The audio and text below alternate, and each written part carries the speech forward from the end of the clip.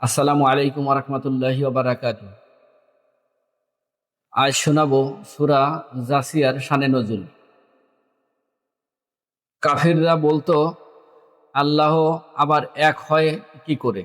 শেষ দিককার ধর্ম অর্থাৎ খ্রিস্টান ধর্মও তো এমন কথা শুনিনি, আল্লাহ এক।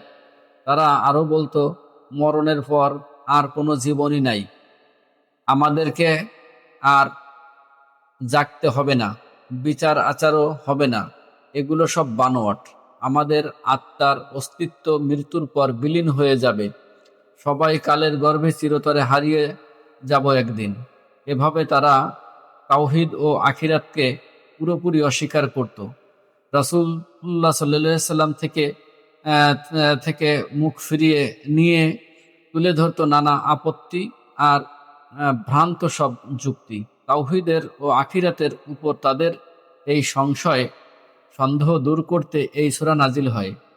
আল্লাহ এখানে চমৎকার সব যুক্তি তুলে ধরেছেন। তাওহীদ ও আখিরাত যে চরম সত্য সে ব্যাপারে মানুষকে সতর্ক করেছেন বারংবার। তারপরও যারা মুখ ফিরিয়ে রাখবে বা এইসব নিয়ে হাসি ঠাট্টা করবে, তাদেরকে দিতে হবে